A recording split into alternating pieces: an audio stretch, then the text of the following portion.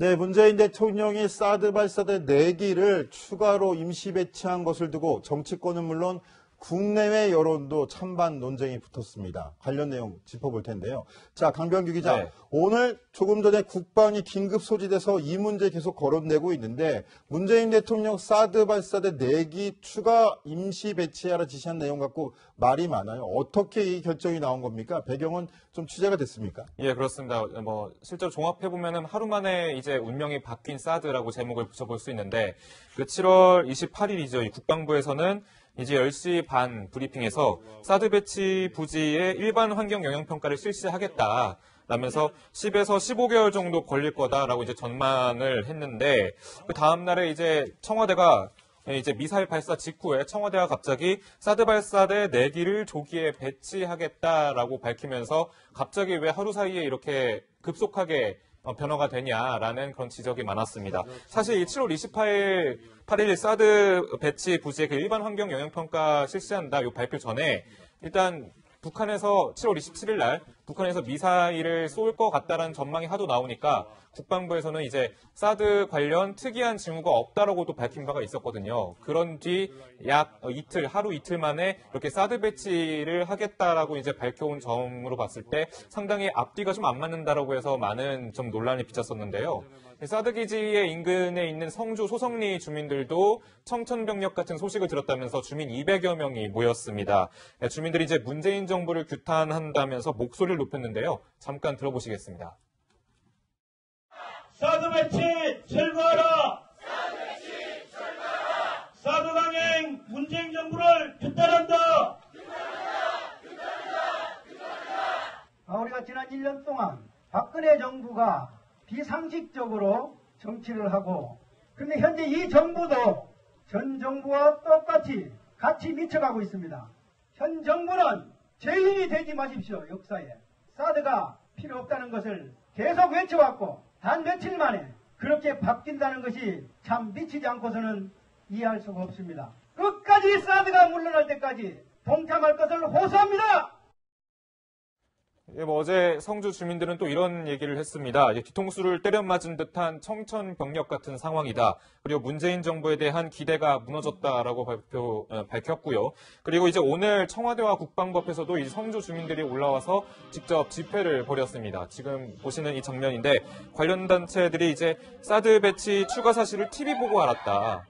이게 박근혜 정부가 우리에게 일방적으로 통보한 거와 뭐가 다르냐면서 좀 지금 현재 결정을 좀 비판하는 목소리를 냈습니다. 자, 16시간 만에 뒤집힌 사드 추가 배치 결정을 두고 이곳저곳에서 말이 많이 나오는데요. 강명도 경기대 교수 모시고 이야기 나눠보겠습니다. 어서 오십시오. 네, 안녕하십니까. 자, 강 교수님 한 가지 여쭤보기 전에 이현수 기자한테 계속 한번 물어볼게요. 정치권은 더 시끄러울 것 같은데 어떤 반응들입니까? 네, 우선 사드를 임시 배치하긴 했지만 여권에서는 시의적절한 조치다라고 편을 들고 있고요. 야권에서는 일제히 어떻게 이런 안보적인 문제를 임시로 배치하느냐라며 비판을 하고 나섰습니다. 우선 그 목소리 먼저 들어보시죠.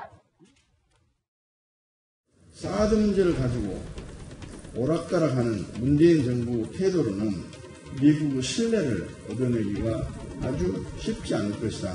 청와대는 이틀 전에 보고받았다. 이렇게 주장을 했지만 이 주장은 사실이라고 보이지 않습니다. 발사 직후 즉각 배치를 뒤집을 것을 환경영향 평가 후에 배치하겠다고 발사 하루 전에 발표하지 않았을 것입니다. 문 정부는 한국과 대화할 생각이 전혀 없는 상대와 대화를 통해서 핵 문제를 해결하겠다는 생각 자체가 애초에 허상임을 하루빨리 깨닫기를 바랍니다. 과연 이 정도가 나라의 안보를 위협하는 북한 무력 도발에 대한 대응으로 충분하다는 것인지 우리 국민이 원하는 것은 문재인 정부의 분명하고 단호한 안보 의지입니다. 예, 야3당의 비판이 굉장히 따가운데요. 자, 강명도 교수. 예. 북한 전문가로서 보시기에는 사드 추가 배치 결정 어떻게 보십니까? 적절했다고 보십니까? 네, 지금 다른 건 몰라도 이번에 문재인 대통령이 그 단호한 입장을 보면서 역시 문재인 대통령 저는 사실 그렇게 보진 않았거든요. 왜냐하면 북한과 대화하고 군사적 회담이라든가 적시자회담 대화를 제기하지 않았습니까? 그래서 아무래도 진보 정권이기 때문에 북한이 어떤 행동을 해도 이렇게 유화적으로 가겠구나 했는데 이번에 단호한 조치를 취하는 걸 보면서 역시 우리 판단이 틀린 건 아니다. 단호할 때 단호함을 보여주는 그런 국가 통수권자가 필요한 겁니다. 지금 야 3당에서는 아니 안 하면 안 했다고 하고 하니까 전 했다고 욕하는데 사실 이게 그 대통령으로서의 고심도 저는 많았다고 봅니다. 그 고심이 뭐냐면 사실 박근혜 정부에서 갑자기 사드를 들여오고 기습적이다시피 이렇게 두 기를 배치하지 않았습니까? 그것 때문에 한중 관계가 악화되고 뭐 거기에 대해서 다 설명을 하자면 시간이 없기 때문에 제가 생략을 하겠죠. 얼마나 많이 악화됐습니까? 한중 관계가 파괴되고요. 심지어 전략적 동반자는 둘째치고 한중 관계에서 완전히 뭐 중국은 우리를 배척하고 혈맹 관계로 다시 돌아서는 모습까지 보이지 않았습니까? 그래서 문재인 대통령이 들어와 가지고 대통령 되신 다음에 환경 영향 평가라는 걸 해가지고 좀 시간을 줬던 거예요, 사실은. 네. 중국에 배려했다고 해도 과언이 아니죠. 네. 그러면 중국의 입장에서는 상당히 자기한테 호의적으로 베풀었기 때문에 우리 문재인 정부에 대해서는 상당히 호의적으로 나왔던 것도 맞지 않습니까? 그런데 이번에 그랬으면 문재인 대통령이 제기했던 뭐 군사회담이라든가 적시자회담에 답 안 하겠다고 거부했지 않습니까? 뭐 답은 안 했지만 노동신문을 보게 되면 오히려 비방 중상했거든요. 그러면 문재인 대통령으로서는 할 수 있는 역할을 다 했습니다. 중국에도 보여줄 거 다 보여주고 배려도 해주고 북한에도 해줄 건 다 해줬는데도 불구하고 결국은 문재인 대통령의 뒤통수를 누가 쳤습니까? 김정은 정권이 친 겁니다, 사실은. 그러면 우리가 할 수 있는 국가 통수권자로서 국가와 국민의 안전을 지켜야 되는 그 입장에 있다면 단호한 조치를 보여줘야죠. 이거는 네. 중국 쪽에도 보여줄 필요가 있고, 자, 북한에도 보여줄 필요가 있는 거죠. 네.